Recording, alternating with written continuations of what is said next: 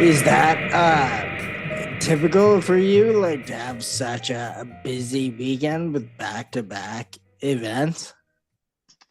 Yeah, kind of I like I like it's so crazy because I feel like I'd be locked in like every single day. It's just like when I'm not working, I'm just like something's on the horizon, whether it's like an event or like something I want to do on the weekend or like hanging out with my kid. It's just like it's busy every day. And I'm like blessed because I live in the suburbs, so I'm like, I go into New York and it's just like I'm on. I'm like, things are happening, appointments are being made, fucking things are locking in. It's always fucking nonstop. I always I'm super impressed when anyone can kind of do that much stuff back to back, but I always like to ask people what is like the constant momentum of it all. Is that partially why it's like so seems so seamless? Like, do you think if you took time off and then try to hop back in such a constant flow of things, would that be harder? 100%, bro. Like, as soon as you get your foot off the gas, there's like 50 people trying to do what you're doing. And in that same kind of vein, it's like there's so much stuff happening that like you could have a no turnout event and it'll just be like one day out of your week and it'll be like, oh shit, it's like nobody came. Like, seemingly you're like, damn, it's not like a crazy turnout like usual. And it'll be like, oh well, this is just like a weaker one and people will forget and be on to the next weekend. So it's like not even a big stress, I think. That's super awesome. I never even thought of it that way. Being where I am, like there's so much less happening. So when you try to like do something with kind of less of a turnout or less of an impact, I feel that stays with us more. I didn't even think about how lucky you are to be in a spot where you can kind of learn from it. Maybe it was just an off weekend, whatever, but then move on. Like have something else immediately that might detract from like the first one not being ideal. Yeah, hell yeah. Like I feel like if I was spectating myself or like, even people that you would quote unquote look up to and be like, oh, they're on one. Like you never see their like failures. So like for me, I could be like, oh, this is whack, whatever. Like it's not at the level that I wanted it, but somebody else will be like, oh, damn, this is sick. Like I got like a big takeaway from this. So it's like it's to me, it's like nobody ever sees the L's, they only see the W's. That's right. I never really thought of it that way. That's an interesting approach. Do you think you like did you come up seeing that all around you? Like are the people like your OGs and stuff, were they just as busy? So you just kind of thought that's how you did things? Um, I guess so. Like, I come from a family of immigrants, so it was like all my uncles are kind of like entrepreneurs. Like none of them really chose to work for anybody. So it's like you kind of get between the dollar. Like the money's already printed, you just gotta go get it type deal. It's just like if you're outside, like there's something out there that you can get. Like you just have to kick the door down, so to speak. So this is like you just keep going. Really you can't really like keep yourself down and be like, oh damn, like what am I gonna do? What's it gonna take? Blah blah blah. Like it's already ingrained with you what's it gonna take. You just have to keep going. That I mean, I actually love that. I wish I had more of that in me. That I mean, that's incredible to kind of be brought up and see your family and people around you abiding by those teachings. That's like less of a thing where I am. It seems like everyone works. There's not much like people working for themselves almost. Like everyone's got a job helping to make someone else money, but not a lot of people around here try to like do things for themselves. I guess I mean that would be a perfect branching off. Or I don't think I personally know enough about Dominguez and what you've like built over there. Can you, I mean, take as long or as short as you want, but can you tell me a bit about it, like the ethos behind it when it started, maybe what made you want to start it in the first place? I mean, it's like a lot of, it's like so many things all at once. Like, I guess it started like my first Instagram post with Dominguez was 2016, and it was kind of like in the same vein of what I'm doing now. Granted, like I wasn't really like running, cycling, or doing anything like that at that time. I was just like skating, but I knew like there was stuff that I wanted to put out there.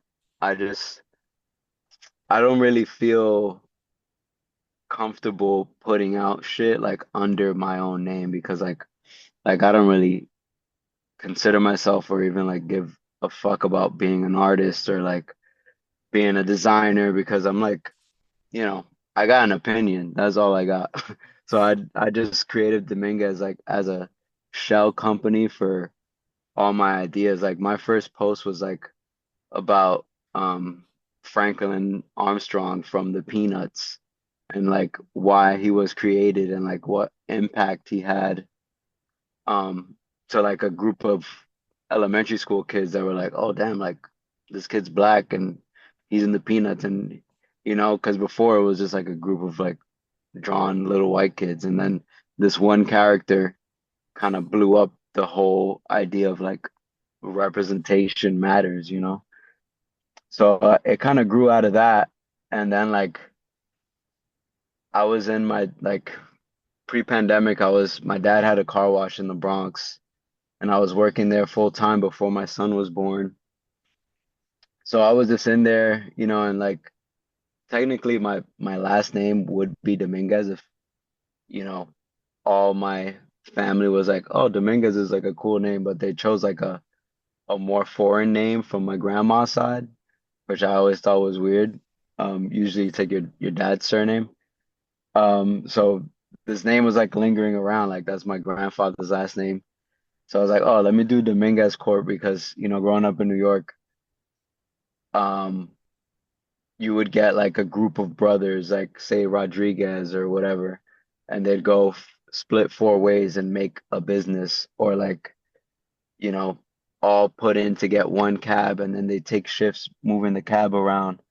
So like I wanted something that was not just me because anytime I do something, I have to pull from like four friends. Like, yo, I really fuck with the art you're making. I really fuck with your photos.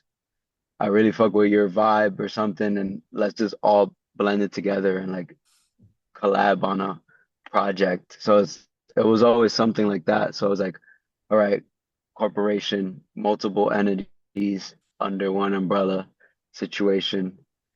Um, so I took that in the Bronx. Like I was there helping my dad. I'm like, okay, this is like getting a shape. So I was thinking about my legacy, like seeing my dad working, busting his fucking ass every day, being old, me under him, my son about to be born. I'm like, it's really about legacy thinking, like where is it going? What are you gonna leave behind when you're gone?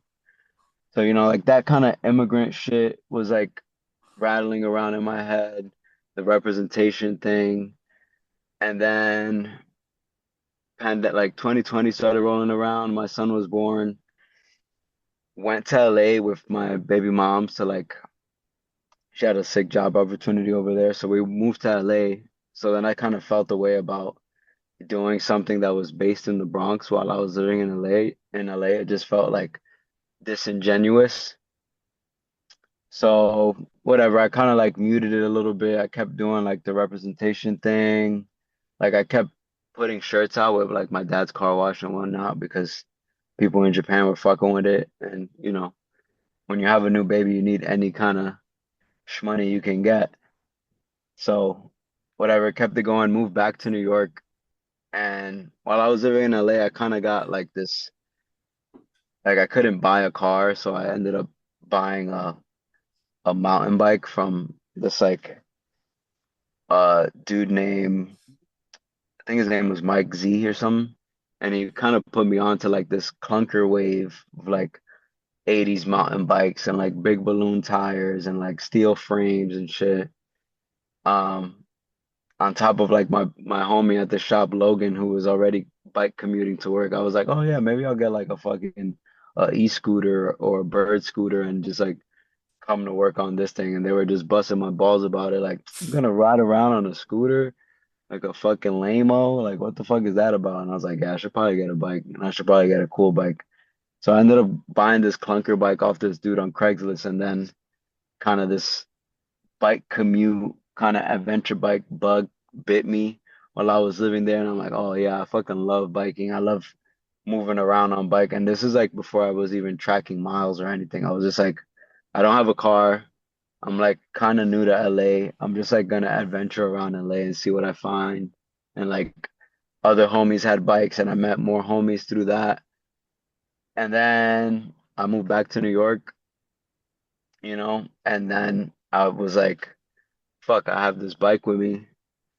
Let me just bike around New York just like I was doing back in LA. And then, then it just turned into biking around New York and fucking seeing how far I can go. And then I was like, let me get a more efficient bike, got a road bike, started road cycling, fucking, you know, whirlwind shit. Just like it just became kind of like a full spectrum, like outdoor life. Like it was just like, how can I get outside? How can I traverse my body through space and like any means necessary, whether it be like on the bike, on the run, on the board, climbing, whatever it is. I'm a good swimmer, but like I don't think I'll start doing triathlete shit. But even that was like, yo, let's go to the beach. Let's fucking get a surfboard. Let's like do something new. And then all that, like people started seeing like a mirror in me and being like, oh, if you can do that shit, I can do that shit. And then it was then like more people started to get a interest in all these things I was doing because like I'm not no fucking expert. And I'm not like a fucking pro by any means. So it was just like, people were like, "Yo, let's get down. Like, I want to try it." And then I just became like a guru sensei kind of Brody on that type of tip. And we're like, "Yo, I want to go on a ride with you." And I'm like, "Well, let's fucking go on a ride. Let's check out this spot I got in the Bronx. It's like ride to City Island for no reason and drink any coladas or like let's go to Brooklyn and do a lap in Prospect and then go back to the hood and eat or whatever the case may be." It just turned into like a whole thing, and then Dominguez kind of turned into like what you see now, like all my homies doing something new or going to a new city and being like, "Yo, we're over here, we're gonna check out this spot," and people were like, "Oh, damn, that I've been walking around this spot all the time. I never knew it was like a climbing spot." Shout out to the homie Ben Fenton. Like we went up to Toronto, climbed fucking some college over there with rocks. And everybody that was from there was like, damn, this was like a spot for a minute.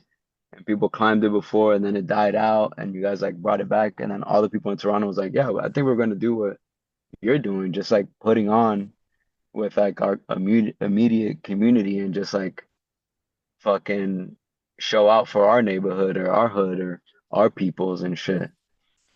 And that's the kind of shit that like puts wind in my sails where it's like people saw what I was doing and took it upon themselves to just like do it themselves. Like that's like what makes me the happiest, I think. That's incredible. That's like the most organic way to kind of like get to where you are. Like, yeah, basically, you like didn't even realize you were like diving into it all. It sounds like it just sort of happened around you without you even like forcing it to happen, and now it's basically the entity of your brand. That's I mean, a lot of people have way more uh like, not to be rude, but kind of boring and more cookie cutter origin stories. So I love that one. Is that when they started balancing X?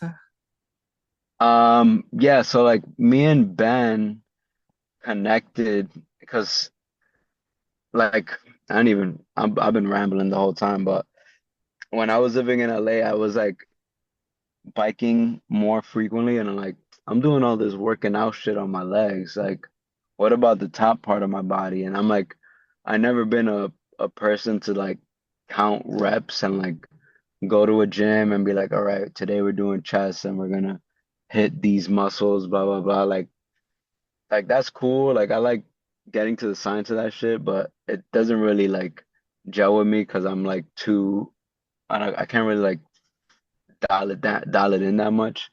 So I was like, maybe I'll try this rock climbing shit. There was like gyms in LA, so I got like a few day passes to this climbing gym in downtown LA, and I was fucking with it. And then I brought it back to New York, and like my homies, I was like, yo, there's a gym in Harlem. I'm gonna go there. Y'all should come. Like, and these are like my bros, my day one bros. I'm like, y'all should pull up with me and fuck with it.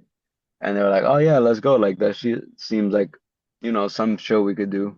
We get there and like the day passes were like $40 a head. And my bros are just like, $40, like let's just go to the bar and fucking have a regular ass Friday. And I was like, nah, man, like I really fuck with this shit. Like I want y'all to like fuck with it with me. So I copped it out for them and they like became climbers themselves. Like they started coming out with me and shit. So then that's kind of like when the wheels started turning. I'm like, this climbing shit, like the what do you call that? Geology, topography of Manhattan. All the like real rock climbing is all on the north side. So like where I'm from, uptown, Dykeman, let's get it. Uh, all the climbing is up there. So in my mind, I'm like, well, if all the climbing is up here, I gotta fucking like plant my flag and like claim this for me, because I'm not about to have like Joe Baloney Gringo Mans come and like be like, oh, here's a TikTok of the 10 best places to climb in New York City, uptown, blah blah blah. So I was like, I'm gonna plant the flag and I'm gonna just rep the climbing up here and like see where it goes. And like I had my friend Joji come through and like take photos. I brought my high 8 camera out from when I was like filming skate shit and I like shot a few little videos and whatnot. And it kind of got out to like Ben in Vancouver and he seen it and we like connected on the gram. And then like that kind of like blossomed even crazier into like our connect with Arc'teryx. And then once we connected in Toronto and held a balancing act over there, then it was just like, yo, this is like crazy. Like we popped out to Toronto, mad people came out and climbed like the TMU shit. Um, and then we're like, where else can we go? Like what other cities have like accessible rock climbing in like within city limits? And then that turned into like, me and him just like going all around Canada and fucking LA, SF, like Berkeley, like all these cities that are like, metropolises have climbing. Like London has like shout out to the Steep Rock Bros, or Steep Learning Group Bros. They host climbs at like a some dude in the 80s like dropped a sculpture, like a rock sculpture, and was like, oh yeah, it's a sculpture, blah blah blah. And then the Steep Learning Group guys, they peeled the layers back and was like, yo, this is actually a rock climbing shit. Like we can climb this and like host climbs on these boulders. And then me and Ben pulled up to London and we tapped in with them and fucking projected climbing films on the rock and climbed the rock and fucking fed everybody snacks and shit. you know, back to that, it's just like all like everybody finds themselves kind of organically on that front where it's just like, yo, we're all outside. Like, what's the point of trying to um what do you call that? Kind of hide everything from everybody else and be like, oh no, like these, like that surfing shit where people are just like, oh no, this is our beach, locals only shit. We don't really want anybody to come through and fuck with us. Where I feel like it's the opposite. Like everybody wants to be like, yo, this is the zone. Like if you pull up in anybody's city and you're like, I want to do XYZ, they're gonna be like, yo, this is the spot to do it at. And that's like my favorite thing about all this, everything that's been happening. Like people are just so ready to like put on and show love and be like, yo, this is my spot. Like I'm happy to show you like it's like some Bourdain shit. It was like this is where it's at. It's love. Love is free. Was that your first time in Toronto? I went to Toronto for the first time when I drove back to New York cross country in 2019, like summer 2019. I went there for the first time for like maybe like 18 hours. I drove back with my buddy Fred and we never done like a cross country trip. We just like had my baby mom's like leased Volvo, like brand spanking new. We packed it up with like things that we needed to like travel and couldn't fit in the U-Haul pod that was gonna get like shipped to the crib that we were moving back to in New York. So we had like a packed car. We left LA. Like I lived in LA for like a year to date. Like when I moved, it was like July to July. So we left that summer, and I was like, "Yo, like Fred, let's fucking drive across country in this whip and like see what like Beavis and Butthead shit, like Beavis and Butthead do America type shit." And you know, I don't know shit like at that time, like I didn't really know anything about outdoor anything. So I was like Grand Canyon, fucking first stop, Zion National Park, whatever, hit the Narrows. And then it was like, where else can we go? Let's fucking go to Detroit. And we were in Detroit and we are like, fuck it, let's go check out the homie Avi Gold up in Toronto just because we're, what's another like 6 hours on like a fucking 4-day drive. So we drove up to Toronto, checked out better and shit. Said what up to all the homies. I met the bro, Jake London over there. Um, and at that time, like I was biking and shit, but Jake went on to like do his bone shaker thing, like after the fact, like after I moved to New York and like I got my van and I was like, I'm gonna drive up to Toronto and ride bike with and see what the fuck is over there. But met Jake there for the first time. Avi, he showed me around the city. Um, it was great. Like Toronto, Canada in general was fucking amazing. I love it over there. But I stayed there really short. Like got there, fucking had a few beers, went to sleep, woke up, went to Niagara Falls, and then me and Fred did the drive back to New York.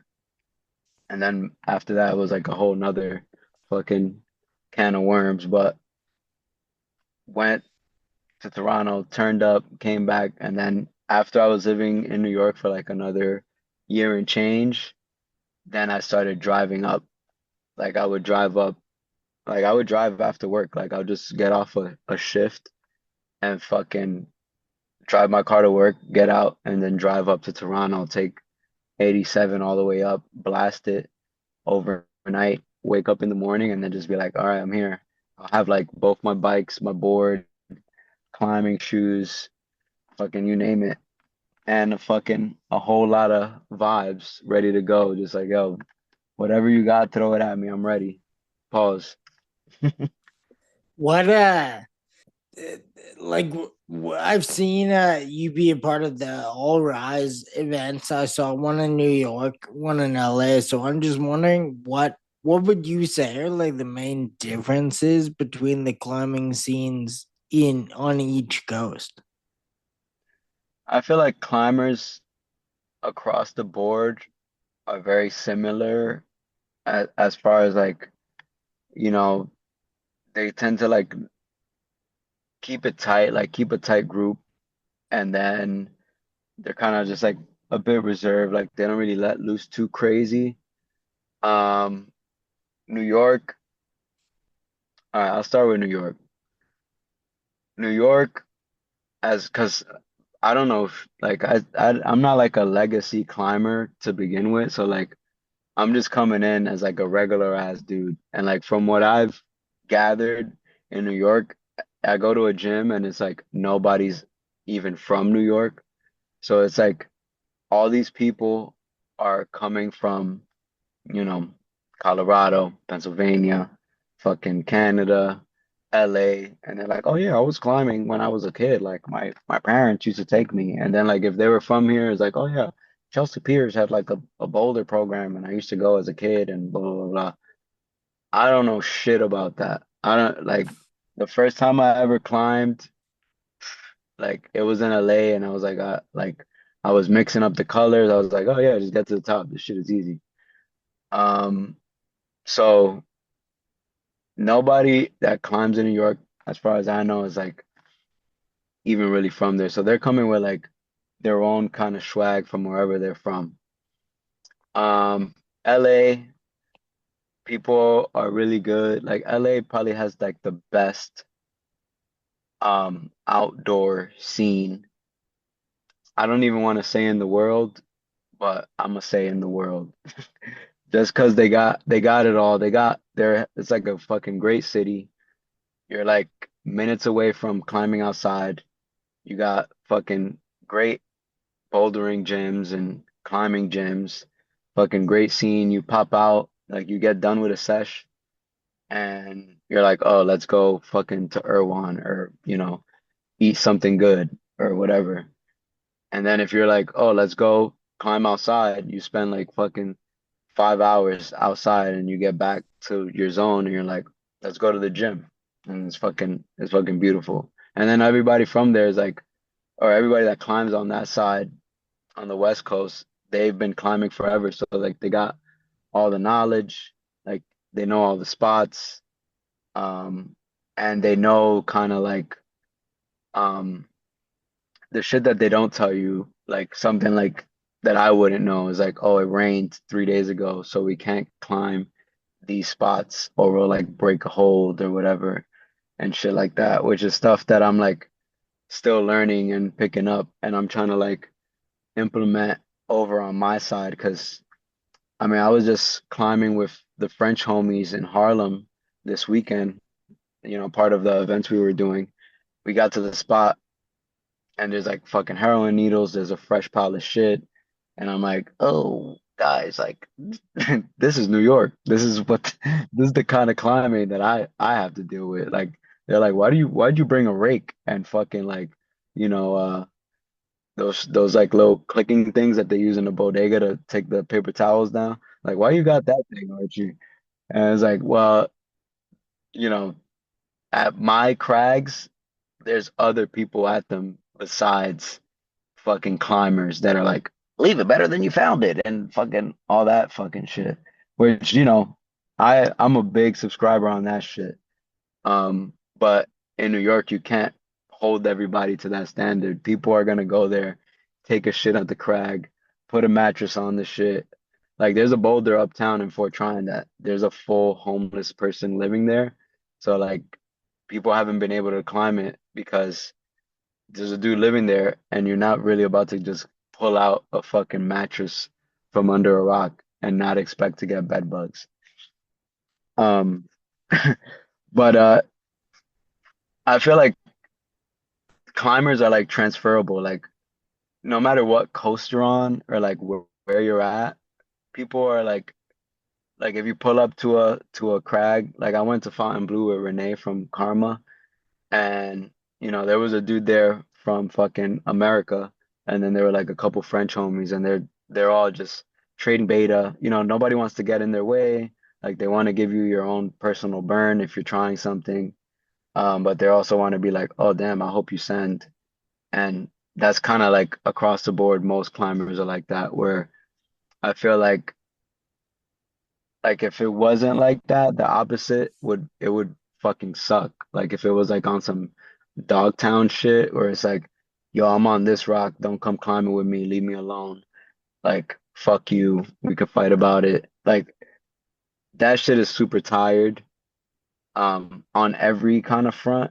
Like, I don't know if it's because I'm post 30, but like that shit is just too much to deal with already. So like people are just like, let's just have fun and get out there. Unless you're being a fucking knucklehead, it really doesn't fucking get too crazy. Um, but yeah. Do you know, just like studying and being aware of the history before you, did climbing like in New York or LA, did it used to be more locals only? Like, was there more pushback on new people like years ago? Um, it's tough for me to say because I wasn't really there to like witness it. Like, from all the like nerding out that I've done from like, people being in the gunks and fucking all the climbing and like the Planet of the Apes shit. Like, I feel like maybe there was like a bit of locals only shit going on, but like it's such a fringe niche thing that like if you were out there, you were out there for a reason. Um, Unless you were fucking super lame, I feel like it doesn't really go crazy. Like I kept bringing up this climbing dude named Ivan Green. He had like a big controversy for chipping boulders and shit back in the day. And like I don't know, and I don't really like give a fuck about that. I mean, that shit is fucking whack, but it seems like it's whacker because it's a rock, not like a skate spot. Like, people have been known to do shit like that to skate spots, but this dude did it to like actual rock. So like he did some shit mad hard and then made it so like you can't repeat it, so nobody could like take his shit.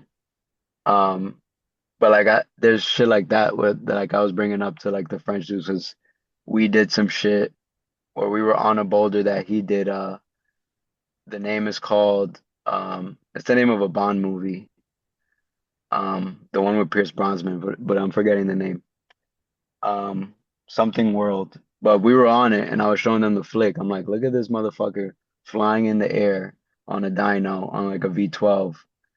Um, like imagine how legendary that must have felt. And they're all like, damn, that's so sick. But we did another route next to it.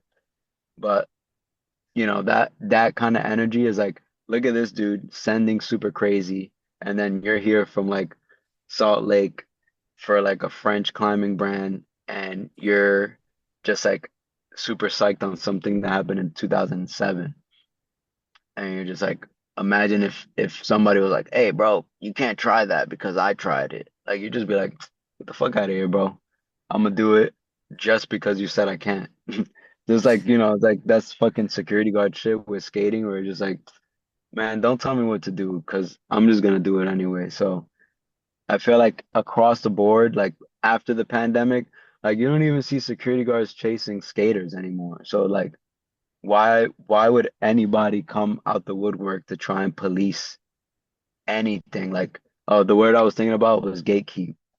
So like gatekeeping is already cooked. Like you can gatekeep all you want, but somebody is just gonna come out from under you and like smoke you and blow you out of the water, and then you just be like a footnote on like culture, or you just be known as that, as like the bozo that was gatekeeping and doing all that bullshit, and then you just get lost in fucking in history where you could have been like the man for putting people on. Yeah, for sure. You're like referencing legacy. That's a good way to like not really have one or tarnish the one you do have. For sure. This not really out of order, but I had a question just about the all rise stuff and the retention. Like when you do events like that, you've obviously been a part of many. do you see like social proof of the whole like basically anti gatekeeping working? Like, do you see the same people keep showing up at events and then bringing new people? Like, it seems like such a great idea and makes it so accessible to people who might not have found it otherwise. I just wonder if like those people stick around. Like, if you see the community grow and then keep growing event to event. 100,000%.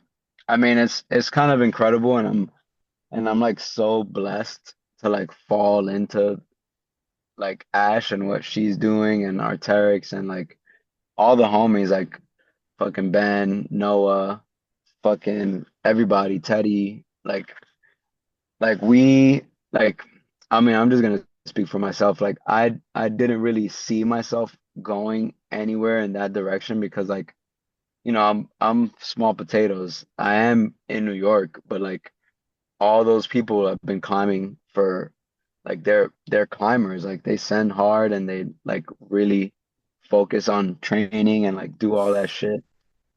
So like it's crazy to be on that front and be like kind of like the hype man for it all when like even I hate to fucking keep rambling, but like when me and Ben pulled up to Toronto and like uh Josh from Creative Climbs on Instagram, he was there and like Pia was there and they kind of like seen their own community show up for an event that we were putting on. It was like, this is crazy. Like we should be doing shit like this. And then they started doing it. Like, and they got their own fucking wave and culture. And then they even pulled up to other all rises. Like Josh pulled up to LA All Rise, and even dudes that went to like the Brooklyn All Rise were like, yo, I went to the first one in fucking Long Beach Rising, and now I'm at the Brooklyn one, and I can't wait to go to the next one because it's just the energy's unmatched, and it's like not really like a competition like any other, where it's just like, a fucking dick measuring contest to see who's the strongest or whatever. It's just like, let's just all get out there and fucking have fun and climb and uh see fucking bands perform and just have like a fucking great time. And shout out to Kyle Ing from Brain Dead and Ash for, you know, putting me in the group and the fucking boy band, so to speak, to like be there and like witness it and see all the shit like kind of unfold like naturally where people are like hitting me up. Like I've been in gyms like even in like Vital, the gym that I climb at in Brooklyn, like I'll be just standing there waiting to get my next burn on, and someone will be like, "Yo, I was at the Berkeley All Rise and I saw you there. Like, it's fucking sick to see you out here climbing and shit." I'm like, "Motherfucker, it's sick to see you here. Like, I'm just a fucking regular ass guy, and you're giving me props for like doing what we both doing. Like, we just gotta, dap it up and be like, we doing it. We living the dream." Are you the like resident kind of maybe not phase of it, but like, are you always gonna be walking around interviewing people and like hyping people up?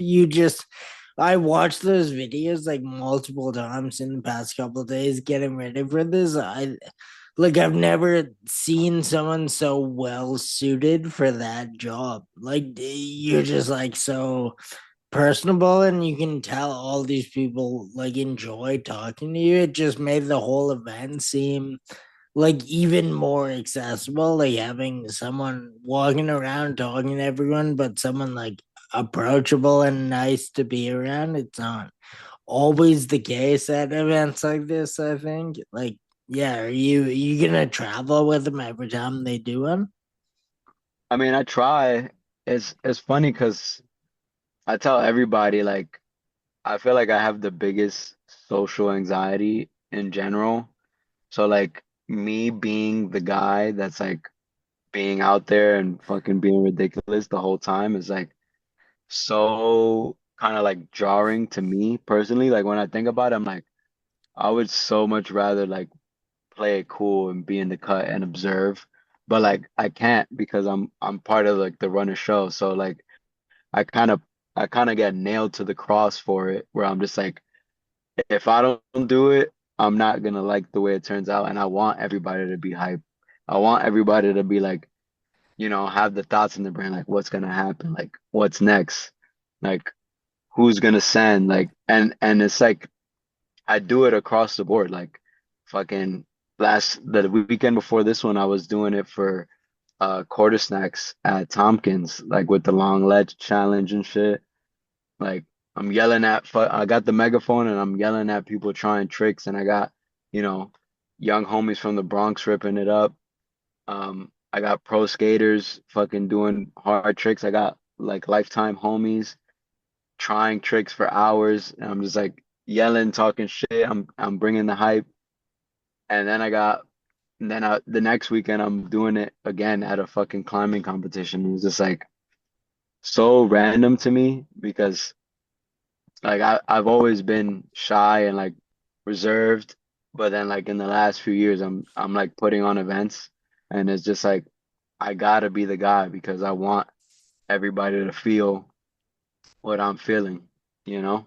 Shout out Selema Masakela because he's really the bro. Like he's like the reference for all the shit where it's just like, you know, when I was a fucking young jit, the only kind of interaction I would have with anything of the nature of what I'm doing now was like X Games and like seeing like Sal Masakela be like, "Hey, I'm Sal Masakela here, and I'm here with fucking Tony Hawk, and he's about to try the 900 and whatever the fuck," and he would be, snowboard, skateboard, fucking BMX. Like he would be there for all this shit, and I'm like, that's my guy. That's the only guy that I'd be like, oh, I've probably seen him on the block. He's black. He got the dreads going. Like he looks like somebody that I would know in my orbit because when I was a kid growing up, I thought the only white people I would see were on TV. Like my whole fucking classroom was just full of Dominican and black kids. And then, even Asian kids. And then it was just like fast forward to when I'm older, it's just like now I'm around so many white people and I'm like, where are my Dominicans at? Like, where's everybody at? I'm trying to bring them into my shit now. That's so funny. I would have like just watching a few things and reading a few things, getting ready for this. I would have never in a million years thought that like that was kind of opposite of how you normally are. Like I would have thought you were the like that since a kid, like just in front of people, like crowd friendly, all that. Nah, bro, I'm a fucking shy Brody. I mean, I'm like the king of dancing alone on the dance floor, and then everybody kind of just starts dancing around me, and then I'm like, I gotta get out of here. Like that's like my whole thing. I'm just like, too many people. I know I'm gonna get into a convo and just be awkward, so I'm just gonna go back to the bar, order another drink. But I also haven't been drinking for the marathon, so I'm just like, I'm even more out the loop with everything. I'm like super locked in. I actually meant to ask you at the beginning and then kind of couldn't fit it in, so I left it, but I'll ask now. Like, you're running the NYC Marathon? I am. It's my first one. Um, I kind of had a boner for it for a little minute, just because I seen so many homies like get hyped for it and like train for it, and I'm a bit of like I'm a bit of a snob, so like trying to do the 9+1 and like fucking volunteer for a race and all this shit. I'm like, I don't want to do all that shit. I want somebody to just give me a bib so I can just do it. And I ended up winning a bib through my friend Johanny's club, Triple M on Bushwick. He was like, yo, you won the lottery bib on the club. Like, you're doing it this year. And I was like, oh shit. And that was like back in uh July, August. But in my mind, I also had it in my mind's eye that I was like, I'm gonna run it no matter what. No matter who I gotta hit up, I'm gonna get a bid from somebody. Um, So I was like fake training the whole time, and my Strava was like all over the place because I commute by bike to work most days. So like my training is mostly on the bike just to like keep my legs ready. And then I'm like trying to run like 20, 30 miles a week.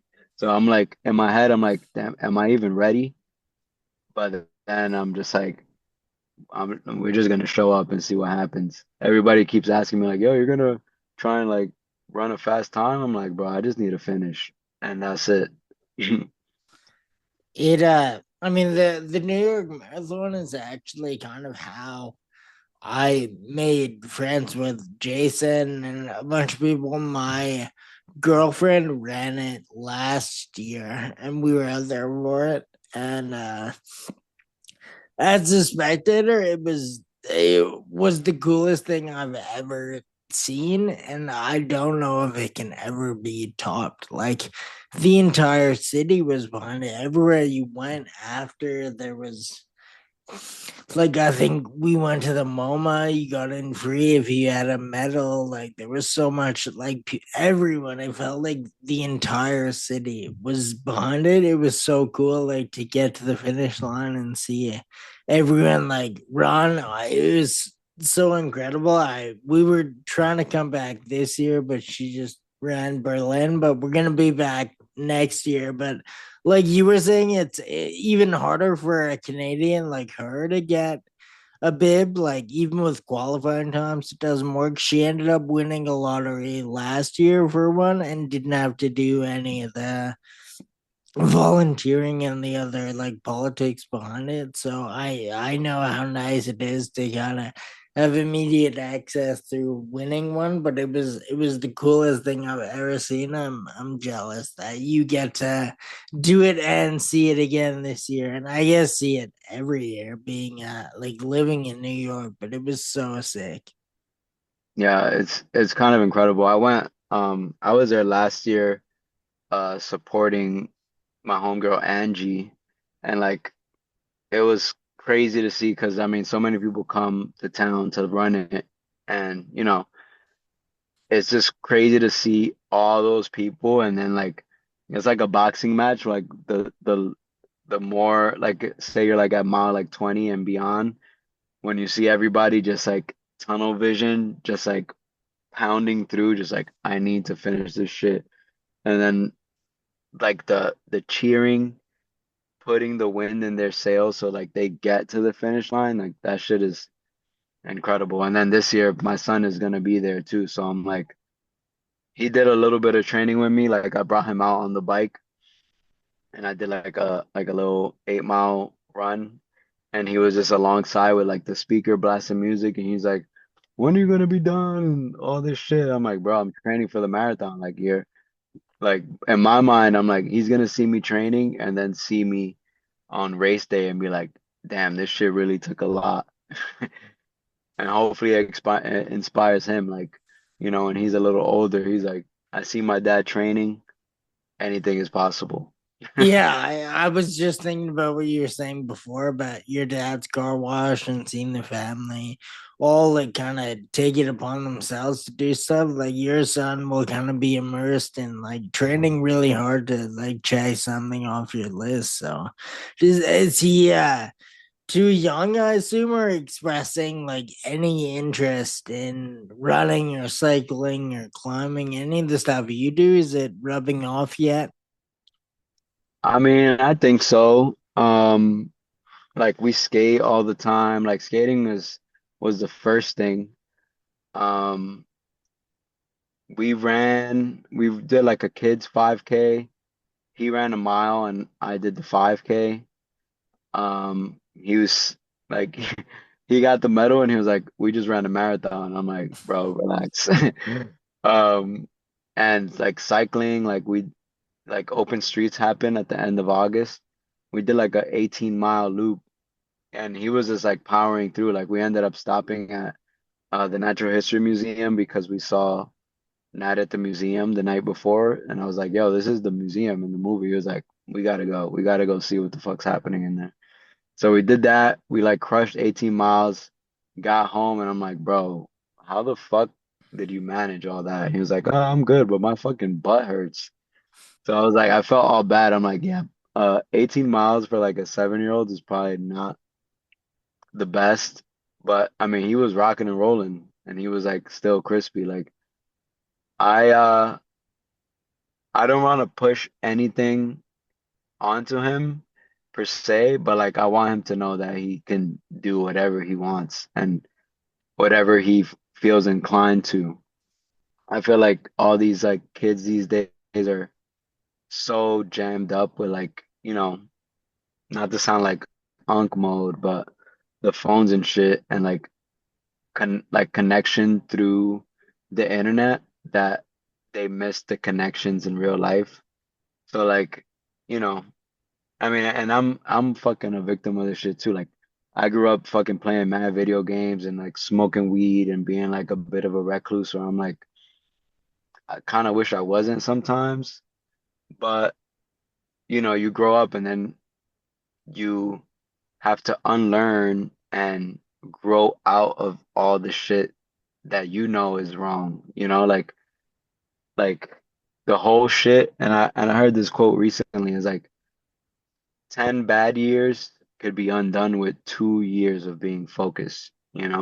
So like just focus up for 2 years and you could be your best self. So you could drop all that shit, all that like, oh yeah, like my parents never took me outside, so I don't feel comfortable outside. I was like, how about you lock in and you fucking go outside and you fucking learn how to socialize and like do all this other shit that you victim blame yourself on to just fucking, grow up and just branch out and blossom and bloom and hopefully shine, and be like, now I'm fucking confident and I'm ready to rock. I could take on the whole world if I needed to. That's like the type of shit that I want to instill in my kid. It's like you can be whoever you want, just be your best self, just always put your best foot forward. Don't lack, don't be unreliable. Yeah, no, I wasn't necessarily a bad kid, but definitely same types of skating, weed, up to no good. So maybe I'll take that advice to heart. You can fix 10 with two good ones. I got two to give. Maybe I can make up for being lazy for 10 before this. Hell yeah. I mean, you know how it is. It's like everybody has like this idea in their back pocket where they're just like, tomorrow I'm gonna start or I'm gonna just inch along on this thing. Like I've listened to your podcast before, like because all the homies are on it. Like shout out to Cole, Alex, Terry, Ben. Let's get it. Um, like imagine if you were just like I'm gonna start the podcast, but like I gotta make sure the right person comes along or the right scenario, or I gotta get the better equipment because the equipment I got now is like not hitting the way I want. Like if you were gonna give yourself all the excuses, you'll never start. So you just gotta just dive in head first and then adjust as you're going. Where I feel like so many people, and this is like a thing that's like reoccurring on all the events that I do. There's like, oh, I want to try, but like I have a bad shoulder, or I'm never been good at running, or I'm too old. Like all that shit, shut the fuck up. Just do it. Like if you live by those fucking excuses, you're gonna die on them shits. And you'll never do anything. And then you'll just be filled with, if I knew then what I know now, would have, all that shit. Where it's like, yo, just go do it and fail and be like, I'm happy in failing. And then you'll be like I started running maybe 2 years ago, if that. And, you know, I have coworkers that are younger than me, and they kind of began their running journey at like a couple months ago, and they're asking me for advice, and I'm like, it feels so crazy for me to give advice because I was literally you, just like in the dark with the shit. Like everything I learned was from trial and error. So me giving you like what I've learned from failing feels good for me, but it must feel great for you where it's just like, oh, I have like somebody's passing, kicking down this knowledge. So I don't feel alone in failing. And I feel like that's like, or not even failing, or just trying something new, where I'm like, learning the steps, learning the dance, and I'm like stepping on toes, So it's like kicking back that knowledge feels like the best thing to do because ain't nothing more annoying than starting something new and being like, am I fucking even doing this right?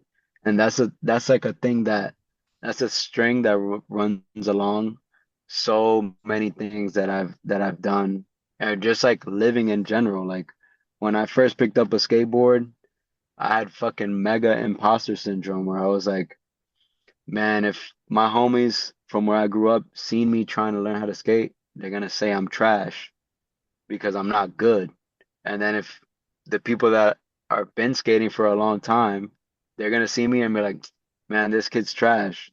He just started skating and he looks like a fucking hood booger. So like why would we even talk to him? So it's like that turns into, being a fucking 28-year-old dude in a climbing gym that's never climbed before in fucking jeans and a backwards hat being like, what the fuck is going on here? Why is this music all fucking Taylor Swifted out? Like I want to listen to some fucking Dipset or something, and being like, oh, I can't really get on the wall and like get splayed out and look crazy because somebody might see me and be like, yo, what the fuck is Joey doing up there? Yo, get that from there, bro. You look crazy.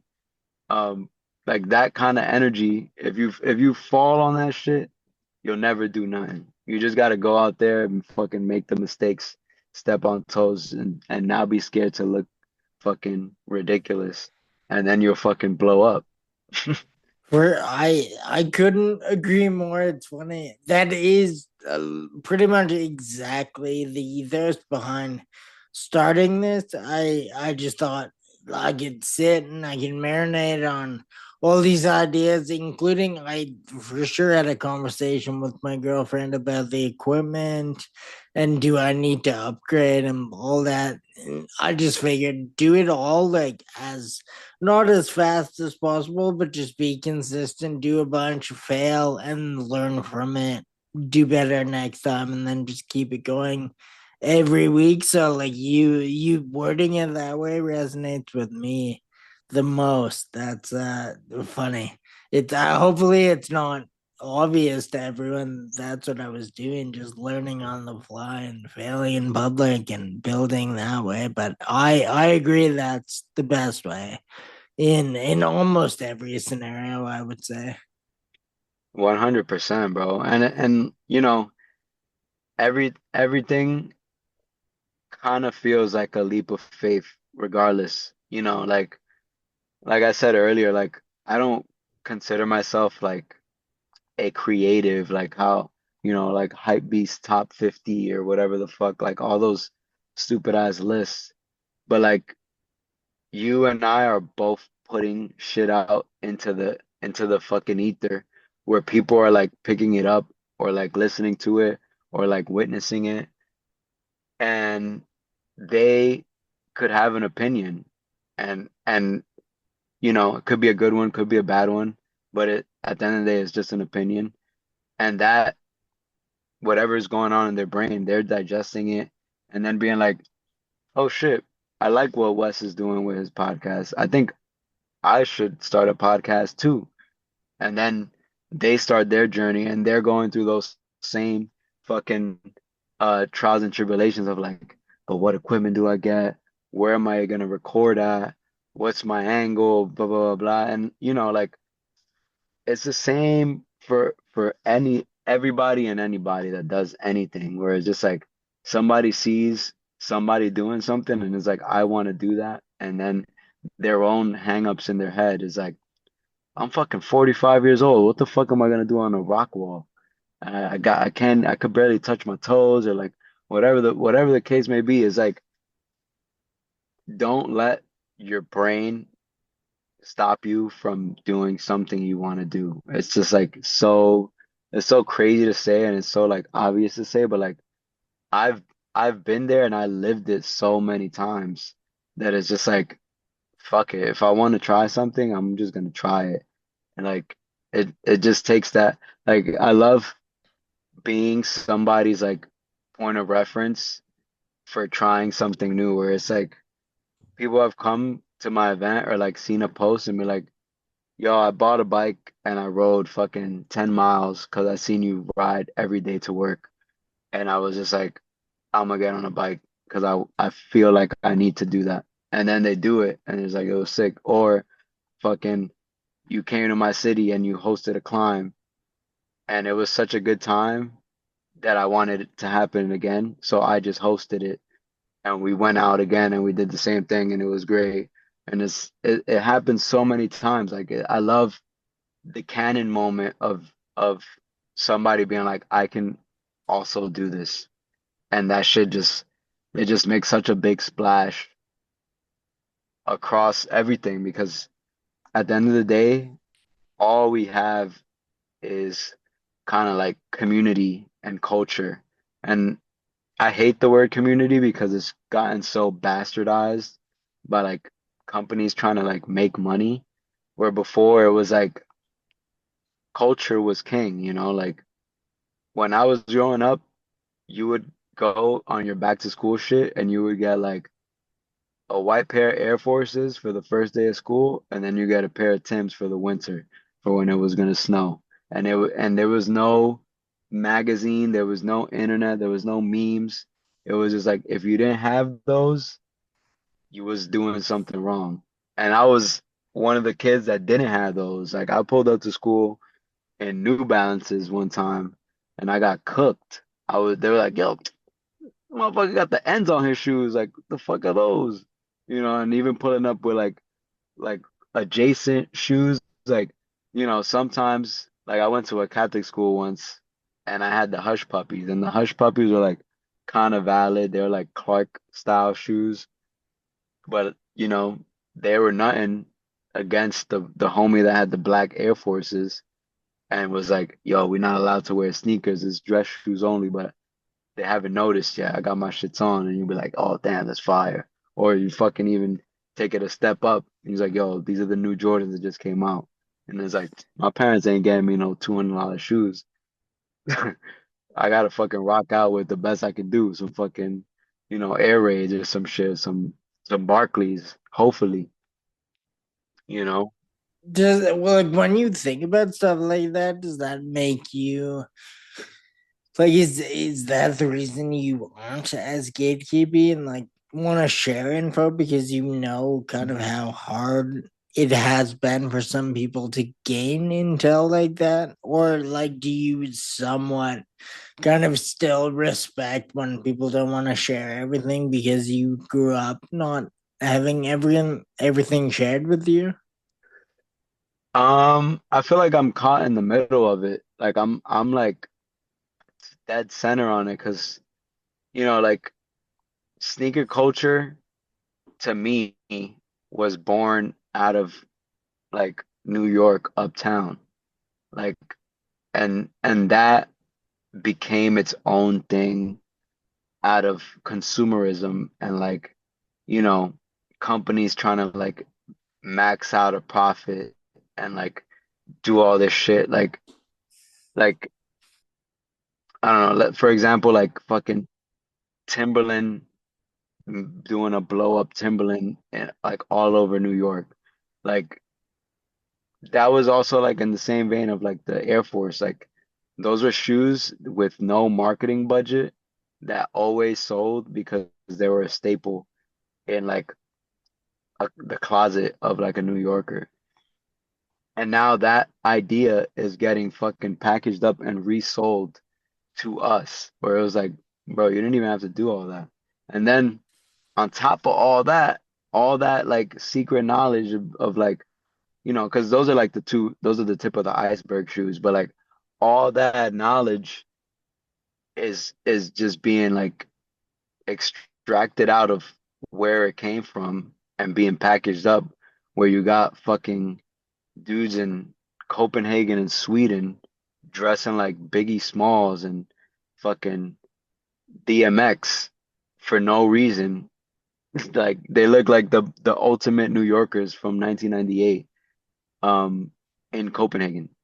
For what? Because these companies just like, oh, like this is the 90s style and this is like what they did back in the day, and like now all that shit that was like information you were privy to if you were of that culture is being sold to the masses. Where at the opposite end, somebody like me who's like, well, I'm a kid from uptown and I want to fucking climb and I want to go out to like the rocks and like do some shit. Like all the information that those fucking old crunchy white guys have, I need that information so I can go out and not die on the rock. But like for in order for me to get that info, I need to go there. I need to go there and like have them see me be like, yo, you don't have the rope tied the right way, or your fucking harness is fucking about to sh rip to shreds. Like that information is life or death information. Like you can't gatekeep being safe, and like that's where like community and culture are being they're not like they shouldn't be mutually exclusive. I feel like where before they were the same. Like if you were part of a community or a culture, you had this community where it was like, yo, this is how we look and dress and blah blah blah blah. Where now everything's becoming homogenized into one. Like, you know, LA dudes had the Cortezes and it was like, yo, that's the LA shoe, or like the Chucks and shit. Like when I was in middle school, I wore Chucks and like, why you dress like a fucking West Coast nigga, bro? Like, what's up with you? I was like, bro, I just fucking drop it like it's hot just came out. I fucking threw these shits on. Like, I like it, blah blah blah. Um, but that's kind of like where it's at, where it's like that was the culture driving the community. It's like, yo, you're from New York, you should be dressing on your fucking, Dipset shit, big t-shirt, blah blah blah. And that's where like the community policing thing is like whack, where it's like, yo, you can't go out and skate and climb because we're fucking we're our community says we gotta fucking our culture dictates we play basketball and shit. Where it's like, fuck that shit. I want to go skate. That's like when I first started skating, I was Googling fucking Dominican skaters. I'm like, I can't be the only one. Like, this is crazy. And I was like, still listening to like the fucking Purple Haze album and fucking, all that era music, like early Kanye and shit. I'm like, I'm listening to all this, but like, I don't see it reflected in this fucking new hobby I picked up. So it's like, you know. That's a whole nother fucking situation where it's like, oh shit, I I should be on some other shit where it's like, uh, that's when like I started chilling with skaters that were white and they were like, oh, like you gotta fucking flip your wheels inside out, don't have the logos out, and fucking don't fucking have put a line through your grip on this side so you know that you're like a goofy skater or some shit like that. And I'm like, oh, this is all new knowledge to me. But imagine if they gate kept that and was like, look at this cornball. He's like learning how to skate and like he's a poser, blah blah blah blah. Like it's you can't gatekeeping is to me is never valid.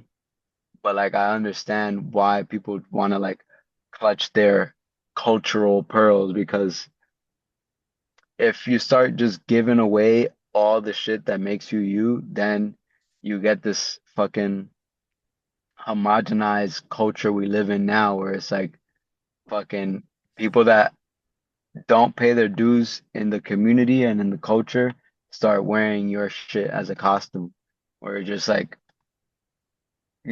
like I like I'm a fucking fake unk now. So like I'd be bummed when it's like kids are dressing like how the goons dressed when I was in high school. Like y'all walking around with fucking Truies, rugbies. and like fucking A solos on, like y'all wasn't even there to put this on. So to me, you're just wearing a costume.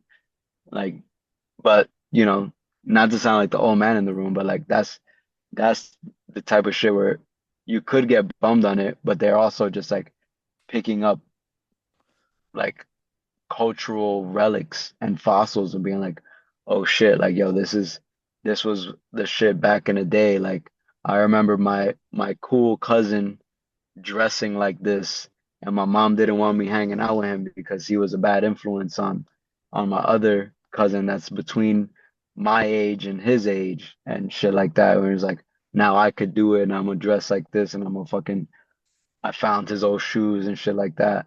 So, you know, it's I feel like the shit that's missing across the board is like tying the culture or like letting community dictate the culture, and then new ideas will start popping up and new swags, and instead of all this like looking to the past to get new shit, you'll just get new shit, and that's like my whole thing now. I live like in the exact kind of medium you're talking about. Like most of the time, I kind of would like the information to flow freely. I think it helps a lot of the new people, but then I do still think there are like valid reasons for the gatekeeping, and in certain circumstances, it does make sense. So I'm on the fence with it too, and every single isolated incident like deserves a different take from me. I'm wondering, did you see Dominican skaters in your neighborhood? Like, was there people inspiring you in real life at that time? 100%. Like I when I first started skating, I started skating because I was living in Dykeman at the time, and I was between I was getting out of like eighth grade, going into freshman year, and I was moving to the suburbs. Like, you know, back then I was really bummed on it because I was like, damn, I'm leaving the cultural mecca of New York to live in the suburbs. But then again, I was like, I lived there my whole life. So it was like I was kind of excited of like the prospect of living in a house and not an apartment. But I was also like, damn, I'm kind of losing my identity a bit because I'm going to like this, I don't know what to expect. I'm expecting Disney Channel shit. So we ended up moving around the time I was supposed to go into high school because, it was like 2000 like six-ish. It was like fake dangerous, like my parents were like, yo, you can't be going to school with these fucking animals. Like the two high schools I was gonna go to were not ideal picks. So, they rubbed two fucking nickels together and moved to the suburbs, and I was like, whatever.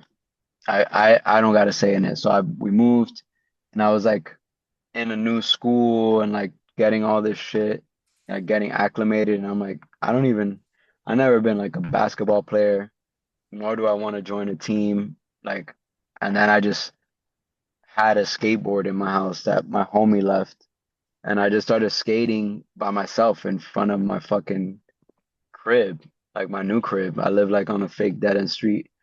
And I was like, damn, I kind of fuck with this. And that was like LimeWire era-ish. So I started like looking up skate stuff, and I found like, fucking DC video and all this shit. So I was getting stimulus of skating. I'm like, damn, this is crazy. Like, of course, Tony Hawk and shit. So I was like, Tony Hawk was like all the skateboarding I knew, but then I was like trying to find more Kareem Campbell shit, and like Kareem Campbell don't even skate like that no more. He's like the only black dude with like a do-rag on and baggy pants. I'm like, this dude look like I know him. So he looked like he from Harlem. So I was doing all that. I was like trying to find like where are the skaters that are like this guy. So I came across like Stevie Williams, and then out of the blue, I was taking the bridge back home, and I seen like a bunch of skaters under like this kind of like bus terminal awning in the Heights, like uptown where I'm from. And I was like fucking floored. I was like, no fucking way. Like this is like these are my people. Like these are the Dominican skaters that I Googled because I know these are Dominican skaters because they all live in this neighborhood. They got to. So I seen them, and then like it wasn't too long after that that I was like, I'm just gonna fucking like roll up on them. Um, and I was like in my crib. I had fucking had MySpace, and then I came across a page of a dude like holding a board, and it was like now like my best friend, fucking Tato. He was holding a board, and he was at the spot. So I followed him, and or like I guess it's my face. So I added him as a friend and I sent him a message. I'm like, yo, you're one of the dudes that was skating under the terminal, I think. Like, I'm trying to go skate. Like, let me know next time you're out there, blah, blah, blah, blah. We synced it all up. We met up. And then from then on, it was fucking historical. Like, we fucking met up.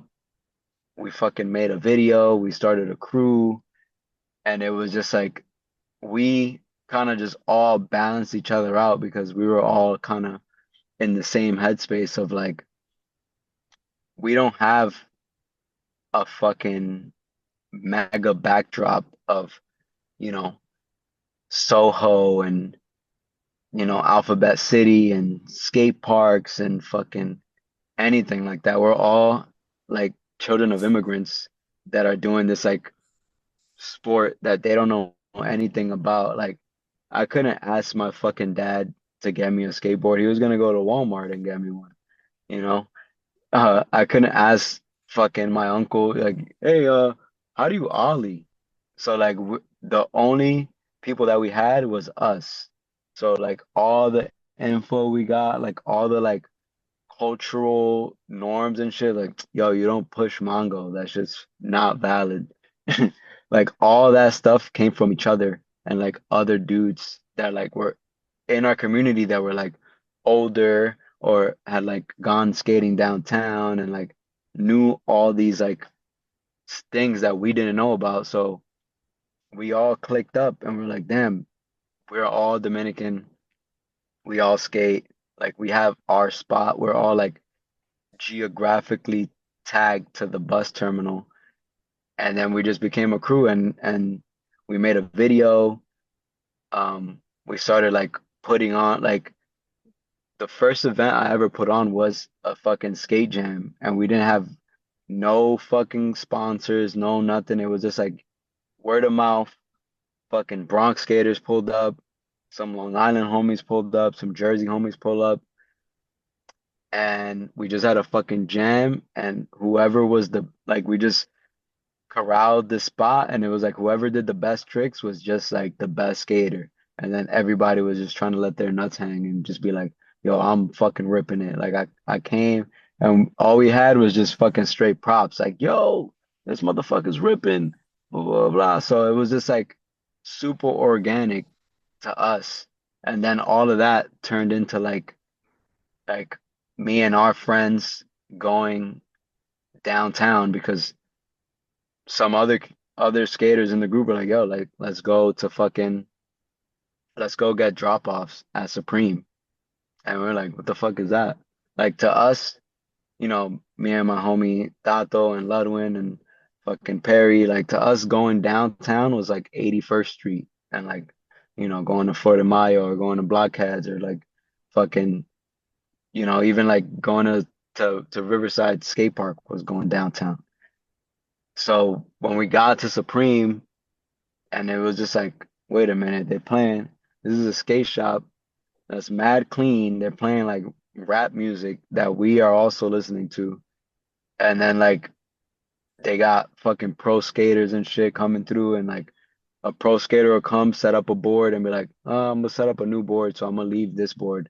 And the board that they would leave behind would be fucking brand spanking, no chips, just like, oh my God, we could take this and we could fucking skate it. Like at this time, our parents were buying our boards, and they wasn't gonna give us $50 every fucking month to get a new piece of wood. There was just that's not happening.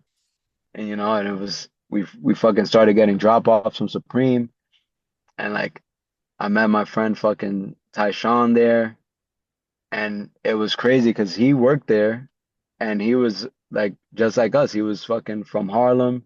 He's from uptown, and we're like, damn, like it kind of expanded our brains into thinking like maybe we do belong or are a part of this fucking culture more than we think. Like we all our stimulus comes from like fucking white guys jumping down a big set of stairs and like all this shit. And that wasn't really us. Like we're fucking uptown East Coast cats. So we were just like, we just like to be uptown and we fucking skate up there and like we skate ledges and fucking get tech and like do all this shit. But seeing like somebody like Tyshawn work at Supreme kind of blew our minds. And we're like, damn, like this guy works at the coolest fucking skate shop and he's just chilling and he's gave us all boards and now we're downtown and we're fucking going to the banks and then we see the banks and we're like, damn, this is a fucking crazy ass spot. And then we gotta peel the layer back again and being like, it's been a spot for fucking 20 years.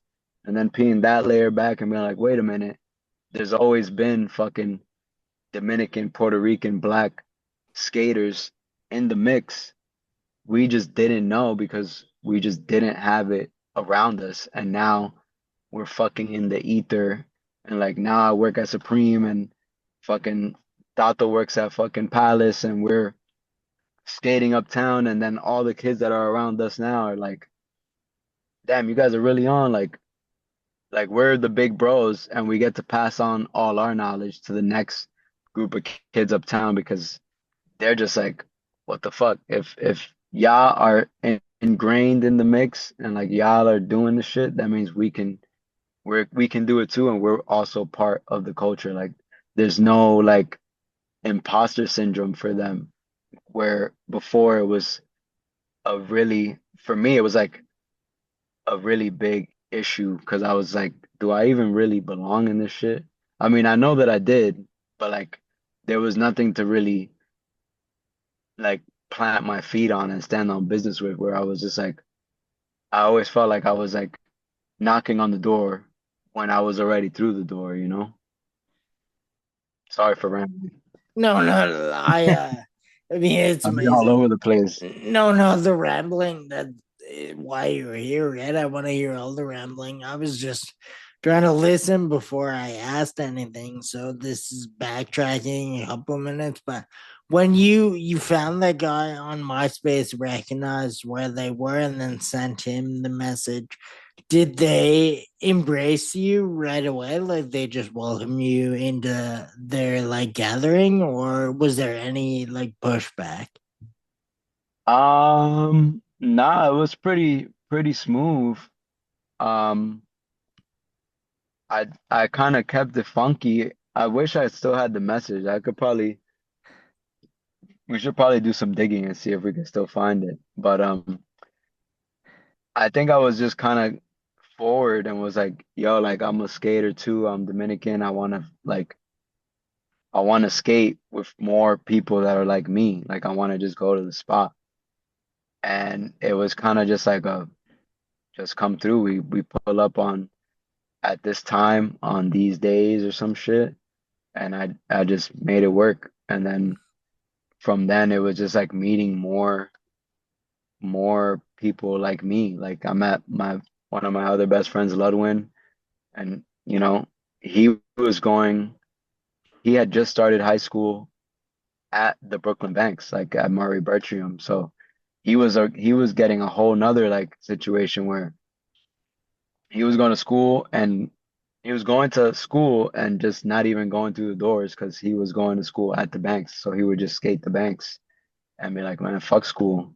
And then fucking he's already downtown and it's like so much going on. This is like the peak era of skating, like, 2008 back to the banks shit and like fucking Supreme is fucking popping. There's like Autumn Skate Shop, Reciprocal, fucking DQM. Like all these like, all these things that are um storied now, like fucking Reed Space and fucking Pigeon Dunks and Nike SB and all these all these things that are like story and culture and like things that are like I guess people in this generation kind of take for granted because I feel like people are just buying shoes just to buy them now when before it was like you had to get them because nobody else had them. Like when I was in high school, I was wearing fucking SBs, and I want to say like 90% of people that were in my class like didn't know or give a fuck. Where now it's the opposite. Like everybody knows like, oh, those are the Jordan 5s and this, that, and the third. Like, and now it's just like regular. But before it was like I'm doing this to be ahead of the curve, and now everybody's in the curve. So it's just different. I'm curious about all these the like this crew that you met. Even though to them maybe skating and being Dominican wouldn't have been like outside of the norm because in their world like there were other Dominican skaters, but outside of this group, did they realize like that they were a rarity? Um, I think so. Um, I feel like when we were living it, like, I mean, because just being Dominican, you're kind of already like boisterous and overconfident. So like we were, we knew we were rare and we knew we were different, but we also were just like, we don't give a fuck if you hate us and we don't give a fuck if you love us. We're just gonna be us. So we just kind of just like did our thing and was like we wanna be different. We wanna be us. Like we don't really wanna um you know shape shift and code switch for any reason. Like there's already enough of that um with regular life, like you might have to show up to a job and sound more professional than you would want to, but you have to because you got to work to live. So I think we were just like at that point in time, we were just like our 100% selves. And even though like we were still growing up, so we were like, taking a risk with identifying as skateboarders for one because it was so different, but we were also just like figuring out like who we were at the same time. So, we were listening to new music and like going to new places and doing all this stuff where it was like, you know, things that we were curious about, but like I said, our parents being first generation immigrants, like they're not gonna be like, oh yeah, go to this rock show in Brooklyn where there's a mosh pit and this is this kind of music. Like that is all like all that shit was just new to us. And we were just experiencing it for the first time. So it's like, like go to a concert. My parents never took me to any kind of concert. I went because I was like, oh, I should probably go to a concert because I really like this music, you know?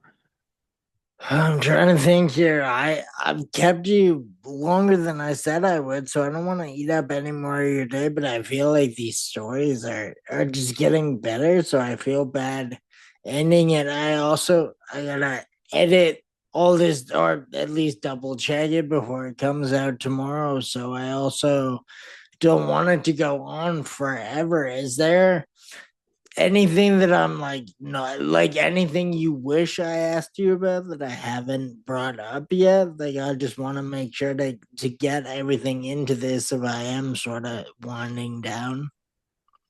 Mm, I don't know. I feel like I'm always fucking rambling because people always kind of have these kind of questions for me. I like there's no beginning and like there's no like 100% starting point for any of this besides like fucking February 4th, 92, my birthday. Like everything has been a accumulation of my life, so to speak.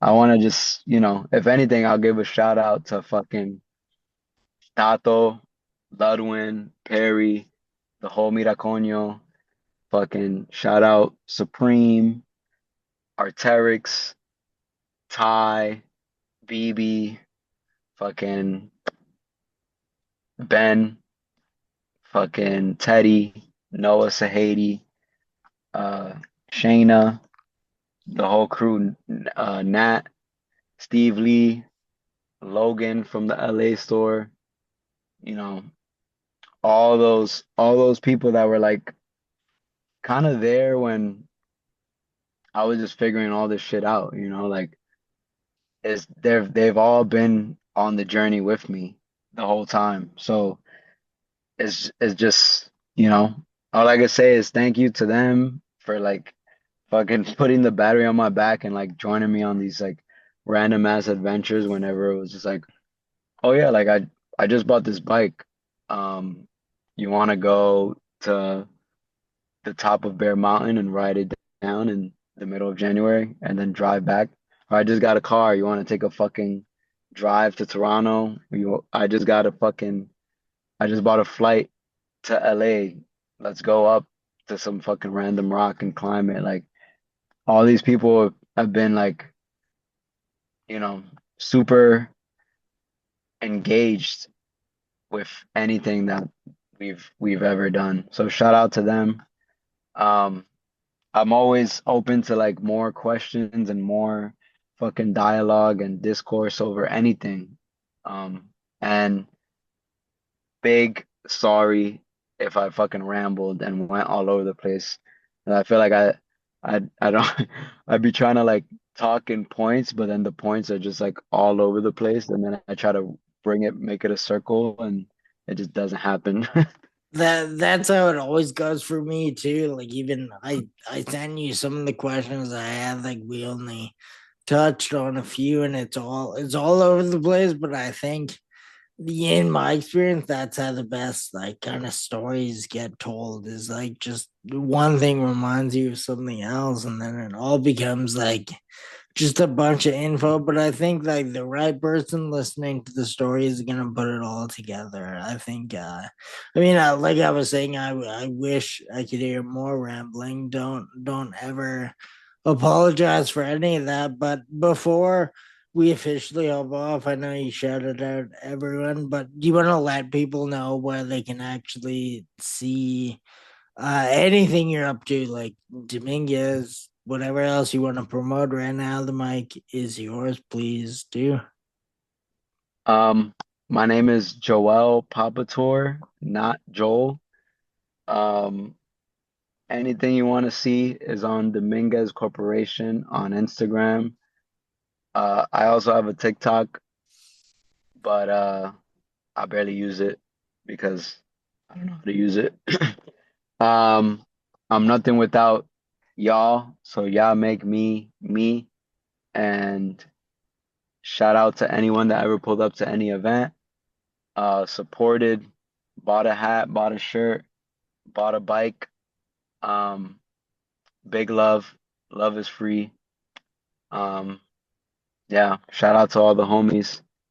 Fucking, I'll say them again. Tato, Lud, Fred, Steve Lee, Logan, Ben Fenton, Ben Homer, Teddy, Noah, Nat, fucking Supreme, Arterix, big love. Shout out to Angie too. Um, hell yeah. And Jake London in Toronto, Avi in Toronto, the homies in Montreal. You already know it's going up, and all the homies uptown. Huh? I feel like if a few New York people that I've been lucky enough to talk to, they like to do the shout out outro. And I wish more people took time to like kind of shout out their friends and their inspiration. So thank you for doing that. Hopefully it inspires more people. Good luck with the marathon for sure. I doubt you need it, but like I said, it was one of the coolest life experiences just to see all of it. So I really hope the best for you, and I'm jealous you get to be a part of it and see yourself finish, but then see all your friends finish too. So sick. I'm very envious. Oh yeah. Thank you for your time, bro. You crushed it. And the biggest shout out goes out to you for having me. Oh, thank you. I'll take it. I don't know. You can mix it in. Maybe it'll be the smallest shout out. I guess your friends probably deserve it more than I do. But thank you so much for coming on and telling me all this. That's really incredible. I keep in touch. Please, maybe a second round of this will be in the cards for a couple of years from now. But beyond that, thank you. Good luck with the run and enjoy the rest of the weekend. Hell yeah. God bless, bro. Love ya. Stay black. Peace. Let's get it.